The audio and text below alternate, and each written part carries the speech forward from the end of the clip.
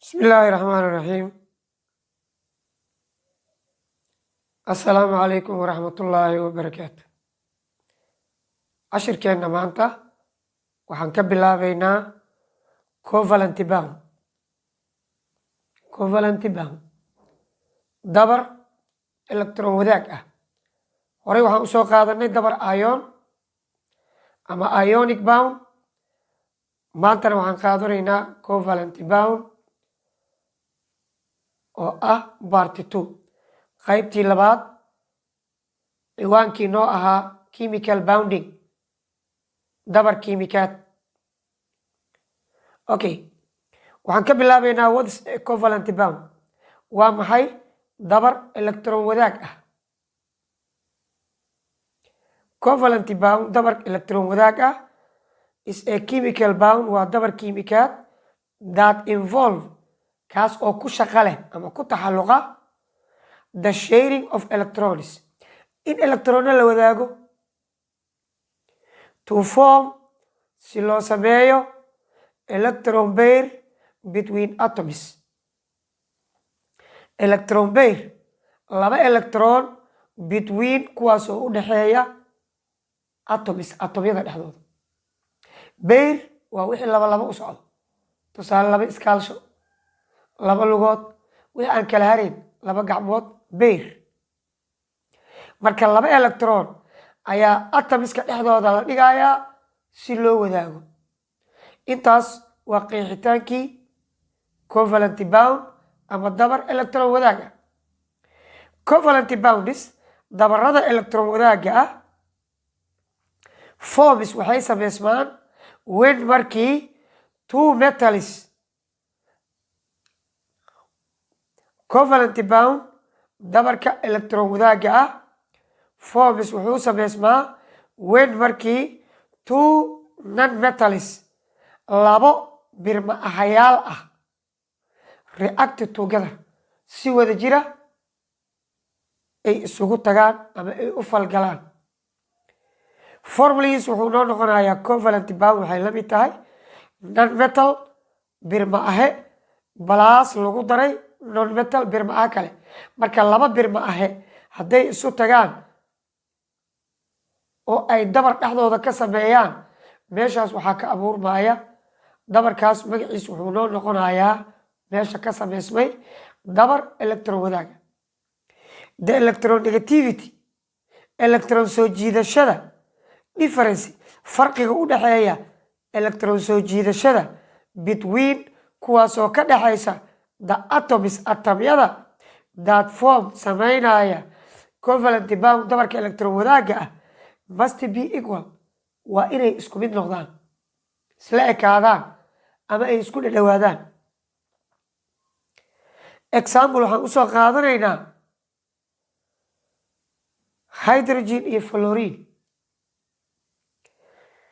run ahaantii electronegativity-ga u dhexeeya between hydrogen and fluorine isuma dhadhawa. marka dabarkan covalent bondka ah ayaa wuxuu u qaybsamaa polar iyo non polar. marka kan waa polar covalent bond, dabar electron wadaag ah oo polar ah. polar waxaa la yidhaahdaa sheeyaalka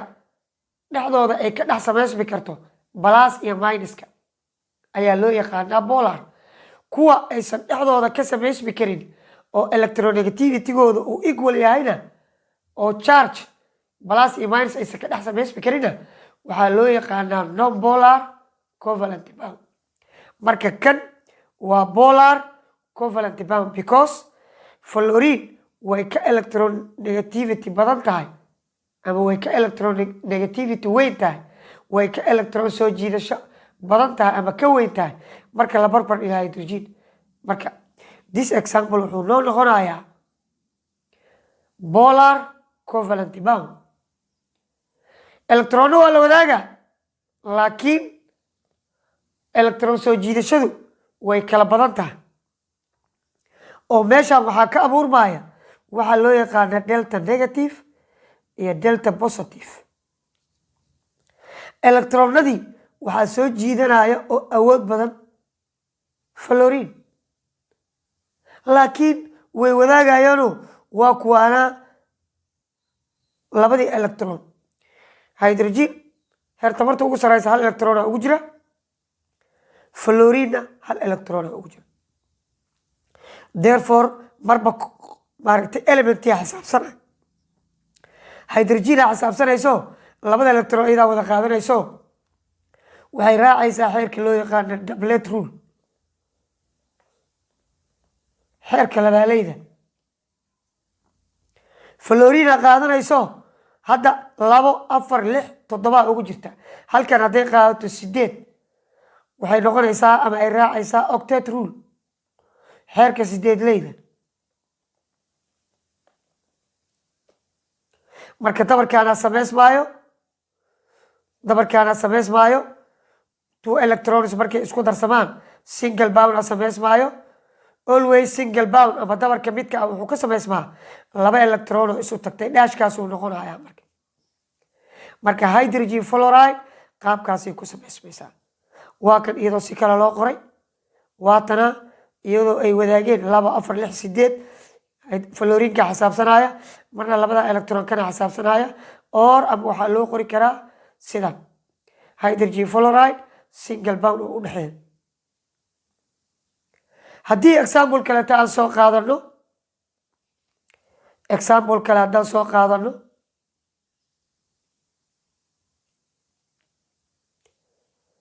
waxaan soo qaadanaynaa chlorine 2 atom waay labadii atom haddii la kala jabiyo mid kasta kor wuxuu ku haystaa 7 electron because atomic numberka chlorine waa 17 markii la habeeyo wuxuu noqonayaa 287 marka chlorine kasta 2 atom waaye mid kasta kor muxuu ku leeyahay 7 electron si uu u raaco octet rule si uu u deganaado stable u noqdo atomyadu maxay u raadiyaan in ay ama raacaan doublet rule ama ay raacaan octet rule waxay ka raadinayaan stability deganaasho marka si stability loo gaaro ama deganaasho atom kasta waa inuu labadan xeer mid raaca hadda hydrogen iyo helium iyo kuwa la midka ah oo yaryar waxay raacayaan doublet rule laakiin inta kale oo waaweyn waxay raacayaan octet rule because hydrogen chlorine 7 electron ayay ku leedahay tamarta ugu sareysa marka 7 inay tuurto iyo inay hal soo qaadato waxaa fudud inay hal soo qaadato marka labadii chlorine waxay sheer garaynayaan oo dhexda ay dhiganayaan labadii electron waa u jeedaa waa kan hal electron ugu jira inta kan hal electron ugu jira way soo baxeen stepkii labaad fiiri labadii electron ay sheer gareeyeen waa kuwan dhexda dhigteen waa kuwan marka dambana waxay sameeyeen chlorine iyo chlorine halkan waxay ku sameeyeen covalent bond waa kuwan labadan electron haddii aan kuu soo sheegay 2 electrons waxay sameynayaan single bond sidoo kale hydrogen asagana waa kan waa 2 atom mid kastaba hal electron ugu jira way sheer gareeyeen labadii waa kan way wadaageen waxaa sameysmaya dabarkaas ayaa sameysmaya dabarkan waxaa loo yaqaanaa covalent bond laakiin ogow kuwan waa polar because 2 atom oo isku mid ah oo electronegativity-gooda electron soo jiidashadoodu ay isla eg tahay ayuu ka dhex sameysmay marka kuwan dabar ka dhex sameysmaya chlorine iyo hydrogen waxaa loo yaqaanaa non polar covalent bond halka kan uu noo ahaa kan dhex sameysmaya fluorine iyo hydrogen uu ahaa polar covalent bond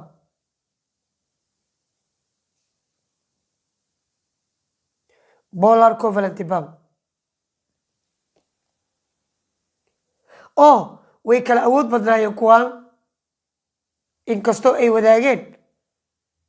labadii electron laakiin kuwaan chlorine iyo chlorine isku awood waaye hydrogen iyo hydrogenna isku awood waaye note fiiro gaara ama ogeysiin substances walxaha that form sameeya covalent bond dabarka electron wadaagga ah exist waxay u jiri karaan solid state xaalad adka ah liquid state xaalad dareere ah and solid state halkan waa gas state xaalad neef ah solid state xaalad adka ah liquid state xaalad dareere ah sida biyo oo kale iyo gas state xaalad neef ah ama hawo ah waaye waxaan u gelaynaa hadda types of covalent bonds noocyada dabarka electron wadaagga ah there are waxaa jira 3 types 3 nooc of covalent bonds oo ah dabar electron wadaag ah depending waxayna ku xiran tahay on the number tirada of electron pair shared tirada electronada labalabada ah oo ay wadaagi karaan tirada electronada pairka ah labalabada ah shared oo ay wadaagi karaan ay ku xiran tahay saddexda nooc okay types of covalent bond single bonds inay sameeyaan dabar mid ah kuwa sameynaya dabarka midka ah maxay wadaagi karaan marka tusaale laba hydrogen iyo waterka markuu sameysmaayo kale oo oxygenka iyo labada hydrogen ay wadaagaan single bond kuwa waxay wadaagi karaan share 2 electrons ama waxay wadaagi karaan one pair of electrons hal pair oo electron ah because laba electron waa one pair inay sameeyaan double bond dabar lamaan dabar laba ah kuwaan single u ahaa tusaale carbon dioxide carbonka waa kan labadii oxygen waa kan waxaa nooca carbon dioxide carbon laba oxide carbonka waa kan labadii oxygen waa kan saa u jeedaan mar kasta waxay wadaagayaan 4 electron oo ah 2 pair intana 2 pair laba lamaane oo electron ah one pair waa 2 electrons 2 pair waa 4 electrons marka carbon dioxide wuxuu wadaagaa oxygenkii iyo carbonka waxay wadaagayaan 4 electrons 4 electronsna waxay u dhigantaa 2 pair of electrons labo oo electron ah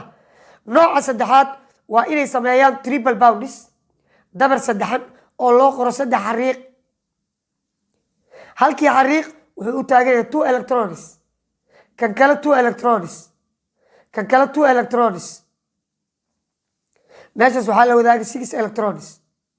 tusaale waxaa noo ah nitrogen n2 waxay u kala jabtay n iyo n laakiin dhexdooda maxay wadaageen 3 xariiq oo ah triple bond dabar saddexan marka meeshaas dabarkii saddexna haddii single bond kasta uu la mid yahay 2 electrons saddexdii meeqay noqonayaan 6 electrons la wadaagay share 6 electrons 6 electrons maxay u dhigantaa 3 pairs of electrons 3 pair oo electronaha